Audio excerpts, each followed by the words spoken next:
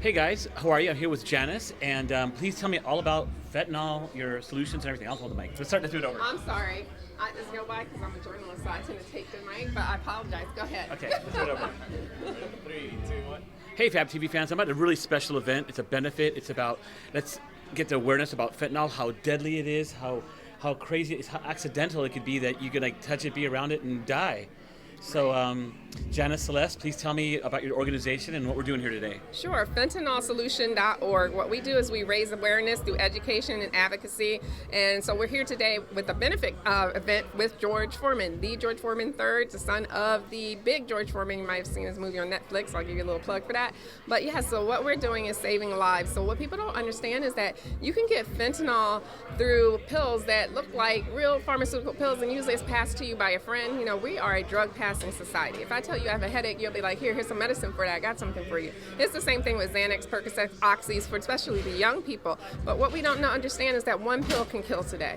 It has fentanyl in it, and the drug cartels are not even putting real medicine in it today. They're just putting like fentanyl and filler. So it looks like a Percocet, it looks like an Adderall, it looks like a Norco, but there's nothing in there but fentanyl. Now, as far as touching it, you usually have to either inhale it, the powder from it, you have to have a cut on your hand, or some way get it inside of your body to die from it. We've had little infants crawling on the floor, like at an Airbnb where they had a party the night before and then went to sleep and probably put their finger in their mouth and overdose. So we have to worry about every age group. It affects every demographic.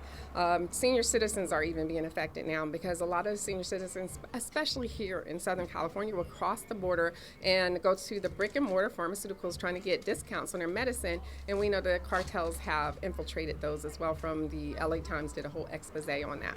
So you have to be careful. It's everywhere. And that's what we're here today to let people know this can happen to you. If you think it can't, you are the most vulnerable for it to happen to. Wow, I love being educated on this. What made you want to start this? Was it something personal, or what is it that made you start this? Well, I started in this industry with, I worked at Children's Hospital in Philadelphia, and we were dealing with substance abusing parents, and I had to make sure their children met all their milestones as much as possible. And then I met someone who lost like so many friends to this, and they wanted to invest in an organization like this. And so I said, well, let's do it. I'll do it. And I met many parents who, and some here you'll hear their stories, who have lost their children, some adult children. 14 is the youngest that we have close to us on our board. One of our board members lost her 14-year-old son with braces, bubblegum braces type kid, good personality. And these are kids that are A students, that are football players, like star football players on their team.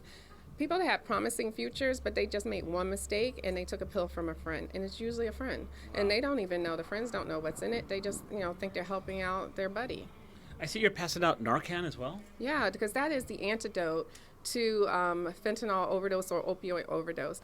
And the thing with Narcan, the generic is naloxone, is that if you are in doubt, if someone is having a full overdose, it can't hurt you to use it. So if you see someone collapse, you use it. If it's not an opioid overdose, it won't help them, and it won't do any harm either. So we advocate people just use it, and we teach people how to use it. We also have test strips because you have people that are going to use drugs no matter what.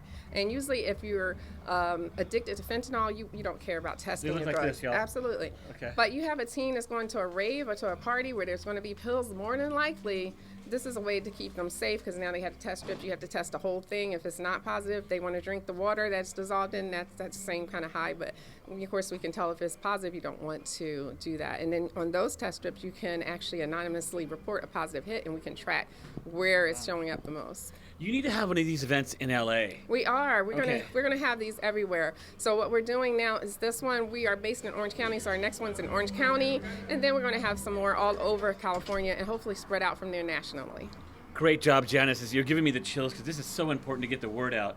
I've lost a couple friends to this back Yeah. east, so it's like, and they weren't even into drugs or anything. No, it's everywhere, and they want the people who aren't into drugs. That's what people have to understand.